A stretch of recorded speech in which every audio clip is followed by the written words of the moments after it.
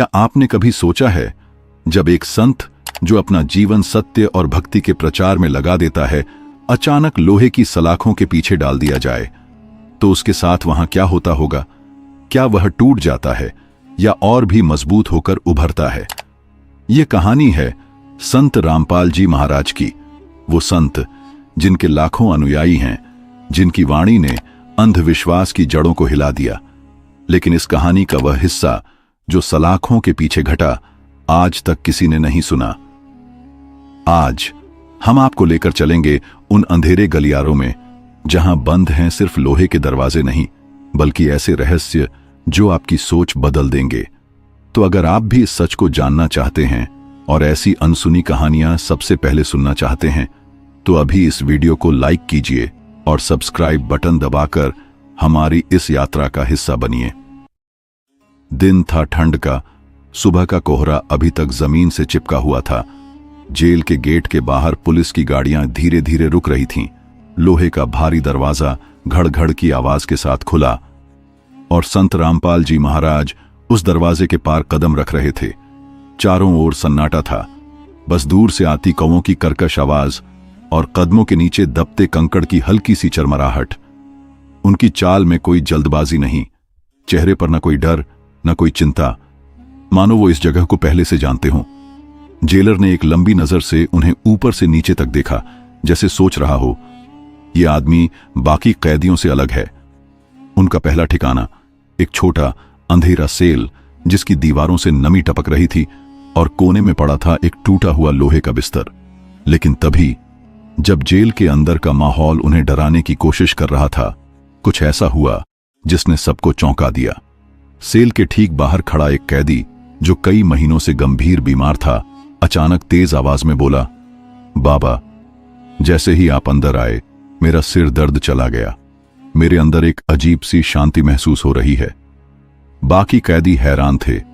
Jailer ने भौहें चढ़ाईं, लेकिन संत रामपाल जी बस हल्के से मुस्कुराए और बोले, ये मेरे आने से नहीं, उसके अंदर जागी हुई भक्ति से हुआ है। और यहीं से शुरू हुई वो सिलसिला जिसने इस जेल को सिर्फ पत्थर और लोहे की जगह नहीं, बल्कि एक आध्यात्मिक अनुभव का स्थान बना दिया। जेल में संत रामपाल जी महाराज के आने के कुछ ही दिन हुए थे, लेकिन माहौल में एक अजीब सी शांति घुलने लगी थी। जिन कैदियों के चेहरे हमेशा गुस्से और थकान से भरे रहते थे, उनमें से कुछ अब उनके सेल के पास बैठकर चुपचाप सुनते रहते थे। कोई शब्द ज्यादा बोले नहीं जाते थे, लेकिन आंखों में एक सवाल साफ लिखा था, ये आदमी कौन है? फिर एक शाम जब सूरज ढलने लगा, जेल के अंदर अफरा तफरी मच गई। एक बुजुर्ग कैदी जो महीनों से खून की खांसी से पीड़ित था, अचानक जमीन पर गिर पड़ा। चारों ओर लोग भागने लगे। गार्ड ने मदद के लिए चिल्लाया। डॉक्टर को बुलाने का आदेश गया, लेकिन संत रामपाल जी महाराज ने धीरे से कहा, उसे यहीं लाओ। गार्ड और कैदी हैरान थे, लेकिन किसी तरह उस बुजुर्ग को उनके सामने लाया गया। उन्होंने बस अपने दोनों हाथ उसके सिर पर रख दिए और आंखें बंद कर लीं। कोई मंत्र नहीं, कोई दिखावा नहीं, बस कुछ पल की गहरी खामोशी। अचानक उस बुजुर्ग की खांसी रुक गई, सांसें सामान्य हो गईं और चेहरा पहले से हल्का लगने लगा। गार्ड ने अविश्वास में उसकी नब्ज देखी। सब कुछ सामान्य था। जेलर, जो यह सब दूर से देख रहा था, धीरे धीरे पास आया और पहली बार संत रामपाल जी की आंखों में सीधे देखा। उसकी नजर में अब सिर्फ शक नहीं था, कुछ और था, जैसे उसके भीतर कोई अदृश्य सवाल उठ गया हो। और उसी दिन से जेलर ने बिना कहे ये मान लिया कि यह कैदी बाकी सबसे अलग है। जेल के अंदर सब कुछ धीरे धीरे बदल रहा था, लेकिन हर कोई इस बदलाव को खुलकर मानने के लिए तैयार नहीं था। कुछ कैदी थे जो संत रामपाल जी महाराज के आने के बाद और भी चिढ़ गए थे। उनका मानना था, ये आदमी हमें बदलने आया है और हम बदलेंगे नहीं। उनमें से एक था रमेश, जिसके गुस्से का कोई इलाज नहीं था। छोटे छोटे कारणों पर वह साथी कैदियों से भिड़ जाता, गार्ड से बदतमीजी करता और अकेला बैठकर अपने भीतर की आग को भड़काता रहता। एक दिन जब वह खाना लेने लाइन में खड़ा था, किसी से धक्का लग गया। बस उसी पल उसका गुस्सा फट पड़ा। वो चीखा, धक्का मुक्की करने लगा और मामला हाथापाई तक पहुंच गया। गार्ड उसे पकड़कर सीधा संत रामपाल जी के सेल के सामने ले आए, शायद सोचते हुए कि ये आदमी इसे शांत कर देगा। संत जी ने बस उसकी आंखों में देखा और कहा, गुस्सा आग की तरह है बेटा, अगर इसे सही जगह जलाओगे तो रोशनी देगा, गलत जगह जलाओगे तो सब जला देगा। रमेश चुप हो गया। शायद पहली बार किसी ने उसके गुस्से को इस तरह समझा था। उस रात रमेश चुपचाप उनके सेल के पास बैठा रहा, कुछ बोला नहीं, बस सुनता रहा। धीरे धीरे वह हर दिन वहीं आने लगा और एक हफ्ते के अंदर वो रमेश जो कभी दूसरों को डराता था अब दूसरों को समझाने लगा। बाबा की बातें सुनो, सच में मन हल्का हो जाता है। बाकी कैदी चौंके, क्योंकि उन्होंने देखा था एक कठोर दिल कैसे पिघलकर भक्ति में बदल सकता है। दिन बीतते गए। जेल के अंदर का माहौल अब पहले जैसा नहीं रहा। जहां पहले हर तरफ गाली गलौज और लड़ाई होती थी, अब कई बार रात के सन्नाटे में धीमी धीमी भजन की धुन सुनाई देने लगी थी। कैदी तो बदल रहे थे, लेकिन हैरानी की बात तब हुई जब गार्ड भी बदलने लगे। शुरुआत चोरी छुपे हुई। रात में जब बाकी सब सो जाते, 2-3 गार्ड संत रामपाल जी महाराज के सेल के पास आकर खड़े हो जाते, बातें सुनते और फिर बिना कुछ कहे वापस चले जाते। एक रात एक गार्ड जिसका नाम राजीव था काफी देर वहीं खड़ा रहा। आंखों में कुछ अजीब सी बेचैनी थी। अचानक उसने धीरे से कहा, बाबा, मैं आपको सच बताना चाहता हूं। संत जी ने उसकी तरफ देखा। कहो बेटा। राजीव की आवाज कांप रही थी। मैं यहां सिर्फ ड्यूटी के लिए नहीं हूं। मेरा छोटा भाई भी एक कैदी है और मैं उसे छुपाकर खाना कपड़े लाकर देता हूं। वो रुक गया, जैसे डर रहा हो कि बाबा उसे डांट देंगे, लेकिन संत जी मुस्कुराए और बोले, गलत को छुपाना उसे बचाना नहीं है। सच्चाई का रास्ता मुश्किल है, पर वही मुक्ति की तरफ ले जाता है। राजीव की आंखें भर आईं। वो कुछ बोल नहीं पाया, बस नीचे सिर झुका लिया। अगली सुबह सबने देखा।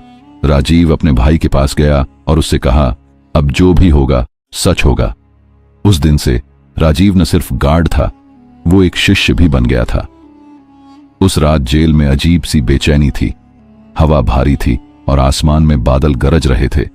करीब आधी रात जेल के किचन के पास से धुआं उठना शुरू हुआ। पहले किसी ने ध्यान नहीं दिया, लेकिन कुछ ही मिनटों में वो धुआं काला और घना हो गया। किचन में रखी पुरानी गैस पाइपलाइन फट चुकी थी और आग तेजी से फैल रही थी। गार्ड इधर उधर भाग रहे थे, कैदी चीख रहे थे और ताले खोलने या न खोलने पर अफरा तफरी मच गई, क्योंकि अगर ताले खोल दिए तो कैदी भाग सकते थे और अगर नहीं खोले तो कई लोग जल सकते थे। तभी एक गार्ड दौड़ता हुआ संत रामपाल जी महाराज के सेल पर आया। बाबा, क्या करें, आग फैल रही है। संत जी ने बस शांत स्वर में कहा, सबको आंगन में इकट्ठा करो, कोई भागेगा नहीं। गार्ड हैरान थे, लेकिन जाने क्यों उन्होंने संत जी की बात मान ली। कुछ ही मिनटों में सैकड़ों कैदी जेल के आंगन में खड़े थे। संत जी सबसे आगे। उन्होंने ऊंची आवाज में कहा, जो यहां है वो यहीं रहेगा। जान बचाना ही असली धर्म है। और कमाल ये हुआ, एक भी कैदी भागा नहीं। दमक्कल की गाड़ियां आईं, आग बुझाई गई और सुबह होने तक संकट टल गया। जेलर ने उस सुबह संत जी के सामने आकर पहली बार हाथ जोड़ दिए और सिर्फ इतना कहा, आपने हमारी जेल ही नहीं, हमारा भरोसा भी बचा लिया। आग की घटना के बाद जेल में सब कुछ बदल चुका था। अब गार्ड और कैदी दोनों एक दूसरे को शक की नजर से नहीं, बल्कि इंसानियत की नजर से देखने लगे थे। सुबह सुबह आंगन में जहां पहले लोग बस इधर उधर टहलते थे, अब संत रामपाल जी महाराज के भजन गूंजने लगे थे। कुछ कैदी तो अपने सेल में भी पाठ करते थे। ये बदलाव सिर्फ कैदियों में नहीं था, गार्ड भी अब ज्यादा धैर्यवान हो गए थे। एक दिन जेलर अपने ऑफिस से बाहर निकला और सीधे संत जी के सेल की तरफ आया। उसके साथ बाकी वरिष्ठ अधिकारी भी थे। उन्होंने आकर कहा, बाबा, हमें आपसे एक निवेदन करना है। संत जी मुस्कुराए। कहो बेटा। जेलर की आवाज भर्रा गई। हमने अपनी पूरी नौकरी में जेल को इतना शांत और अनुशासित कभी नहीं देखा। यह सब आपके कारण हुआ है। हम चाहते हैं कि आप हर हफ्ते जेल के सभी कैदियों और स्टाफ के लिए एक आधिकारिक सभा लें, जहां आप उन्हें जीवन, भक्ति और अनुशासन सिखाएं। आसपास खड़े कैदियों के चेहरों पर खुशी थी, कुछ की आंखों में आंसू थे, क्योंकि वे जानते थे अब ये सिर्फ जेल नहीं रही, ये एक आश्रम बन रही थी। संत जी ने बस इतना कहा, अगर ये सबके भले के लिए है तो ये मेरा सौभाग्य होगा। उस दिन जेल प्रशासन ने पहली बार एक कैदी को शिक्षक और मार्गदर्शक के रूप में स्वीकार किया। कई हफ्ते बीत गए। जेल का माहौल अब पूरी तरह बदल चुका था। हर हफ्ते होने वाली सभा में कैदी और गार्ड दोनों ही बैठकर संत रामपाल जी महाराज की वाणी सुनते। कुछ कैदियों ने लिखना पढ़ना सीख लिया, कुछ ने झगड़े छोड़ दिए और कुछ तो रोज नए भजन बनाकर गाने लगे। लेकिन यह बदलाव सिर्फ जेल तक सीमित नहीं रहा। एक दिन जेल के बाहर चाय की दुकान पर बैठे एक पत्रकार ने एक गार्ड से ये सारी बातें सुन लीं। पहले तो उसने यकीन नहीं किया, लेकिन जब उसने चोरी छुपे अंदर से तस्वीरें और रिकॉर्डिंग ली तो वो हैरान रह गया। अगली सुबह स्थानीय अखबार की हेडलाइन थी, जेल के अंदर आध्यात्मिक क्रांति, एक संत ने बदल दी तस्वीर। ये खबर देखते ही दूसरे पत्रकार, टीवी चैनल और सोशल मीडिया ब्लॉगर जेल के बाहर जमा होने लगे। कुछ लोग समर्थन में थे तो कुछ सवाल उठाने के लिए आए थे। जेल प्रशासन पहले तो डर गया, कहीं ये विवाद न बन जाए, लेकिन जेलर ने गहरी सांस ली और कहा, अगर ये सच है तो दुनिया को देखने दो। फिर पहली बार जेल प्रशासन ने एक शिक्षा सभा को रिकॉर्ड करवाकर आधिकारिक रूप से मीडिया को दिखाया। वो वीडियो बाहर आया और देखते ही देखते वायरल हो गया। अब जेल के अंदर जो हो रहा था वो सिर्फ कैदियों का नहीं, बल्कि पूरी समाज का मुद्दा बन चुका था। मीडिया में खबर आने के बाद जेल के बाहर का माहौल बदलने लगा। हर दिन सैकड़ों समर्थक जेल के गेट के बाहर इकट्ठा होकर संत रामपाल जी महाराज के भजन गाने लगे। वे हाथों में फूल और पवित्र ग्रंथ लिए संत जी की रिहाई की मांग करने लगे। लेकिन दूसरी तरफ कुछ विरोधी समूह और पुराने आलोचक भी आ गए। वे मीडिया के सामने सवाल उठा रहे थे, क्या जेल में ये सब होना चाहिए? क्या ये कानून के खिलाफ नहीं? जल्दी ही दोनों तरफ के लोग एक ही जगह जुटने लगे और बहसें नारेबाजी में बदल गईं। जेल प्रशासन को डर था कि अगर स्थिति काबू से बाहर हुई तो अंदर का माहौल भी बिगड़ सकता है। एक शाम जब दोनों पक्ष आमने सामने आ गए, पुलिस को बीच में आकर बैरिकेड लगाना पड़ा। उस रात जेलर ने संत रामपाल जी महाराज से मुलाकात की। उसने कहा, बाबा, बाहर माहौल बिगड़ रहा है, लेकिन अंदर अभी भी सब शांत है। आप ही बताइए, आगे क्या करना चाहिए? संत जी ने बस शांत स्वर में कहा, सत्य को छुपाने की जरूरत नहीं, लेकिन उसको साबित करने में धैर्य चाहिए। जेलर ने पहली बार महसूस किया कि यह संघर्ष सिर्फ जेल की चार दीवारी का नहीं, बल्कि समाज के दिलों का है। जेल के बाहर भीड़ बढ़ रही थी। मीडिया हर घंटे नई खबर दिखा रहा था। समर्थन और विरोध दोनों की आवाजें अब सरकार के कानों तक पहुंच चुकी थीं। राजधानी में एक बैठक बुलाई गई। मंत्री, पुलिस महानिदेशक और जेल विभाग के प्रमुख बैठे थे। फाइलों के ढेर के बीच एक रिपोर्ट रखी थी, रामपाल जी महाराज, जेल में सुधार की मिसाल। कुछ अधिकारियों ने कहा, ये आध्यात्मिक सभाएं जेल अनुशासन के लिए अच्छी हैं। दूसरों ने चेतावनी दी, लेकिन अगर यह राजनीतिक मुद्दा बन गया तो मुश्किल होगी। बहस के बाद फैसला लिया गया। एक विशेष सरकारी टीम खुद जेल में जाकर संत रामपाल जी महाराज से मुलाकात करेगी। अगले ही दिन भारी सुरक्षा के साथ काले रंग की सरकारी गाड़ियां जेल के गेट पर पहुंची। अंदर जेलर ने संत जी को सूचना दी, बाबा, आज आपके लिए ऊंचे पद के मेहमान आए हैं। जब अधिकारी अंदर पहुंचे, उन्होंने देखा एक सादा सा कमरा, एक सफेद आसन और संत रामपाल जी महाराज जो शांत भाव से ध्यान में बैठे थे। मुख्य सचिव ने नम्र स्वर में कहा, बाबा, बाहर का माहौल गर्म है। आपकी कही बातें अब पूरे देश में चर्चा का विषय हैं। हमें आपकी राय चाहिए। संत जी ने बस इतना कहा, सच को फैलने के लिए प्रचार की नहीं, बल्कि लोगों के दिलों में जगह चाहिए। भीड़ की दिशा बदल सकती है, लेकिन सत्य की दिशा वही रहती है। उन शब्दों ने कमरे की खामोशी को और गहरा कर दिया। बाहर भीड़ को यह नहीं पता था कि अंदर क्या बातें हो रही हैं, लेकिन एक बात साफ थी, अब यह कहानी सिर्फ जेल की नहीं, बल्कि राजनीति के गलियारों तक पहुंच चुकी थी। सरकारी टीम की मुलाकात के बाद राजधानी में लगातार बैठकों का दौर शुरू हो गया। समर्थकों का दबाव बढ़ रहा था। विरोधी गुट भी मीडिया में लगातार बयान दे रहे थे। अंदर खाने कुछ नेताओं को लगा कि अगर इस मामले को शांत न किया गया तो यह आने वाले चुनावों में मुद्दा बन जाएगा। एक गुप्त बैठक में मुख्यमंत्री ने साफ कहा, हमें ऐसा कदम उठाना होगा जिससे दोनों पक्ष शांत रहें। फैसला हुआ, संत रामपाल जी महाराज के मामले की विशेष न्यायिक समीक्षा कराई जाएगी। इस दौरान जेल में उनकी आध्यात्मिक सभाओं को आधिकारिक रूप से अनुमति दे दी जाएगी, लेकिन सीमित मीडिया कवरेज के साथ। जब यह सूचना जेल पहुंची, जेलर खुद यह खुशखबरी लेकर संत जी के पास आया। बाबा, सरकार ने आपकी सभाओं को मान्यता दे दी है। संत जी ने हल्की मुस्कान के साथ कहा, मान्यता से कुछ नहीं बदलता। अगर किसी का जीवन बदल गया तो वही असली मान्यता है। बाहर यह खबर सुनते ही समर्थकों में खुशी की लहर दौड़ गई। भजन, नारे और फूलों की बारिश होने लगी। लेकिन दूसरे ही दिन कुछ बड़े विरोधी नेताओं ने ऐलान कर दिया, हम इस फैसले के खिलाफ सुप्रीम कोर्ट जाएंगे। अब यह मामला जेल से निकलकर अदालत के सर्वोच्च दरवाजे तक पहुंच चुका था और यह कहानी को एक नए और भी बड़े टकराव की ओर ले जा रहा था। सुप्रीम कोर्ट की सुनवाई का दिन आ चुका था। दिल्ली की सड़कों पर समर्थकों के काफिले और विरोधियों के झंडे दोनों ही बराबर दिखाई दे रहे थे। अदालत के बाहर मीडिया के कैमरे हर चेहरे के भाव कैद कर रहे थे। सवाल सिर्फ एक था, क्या संत रामपाल जी महाराज को रिहाई मिलेगी या उनका सफर इसी जेल में जारी रहेगा?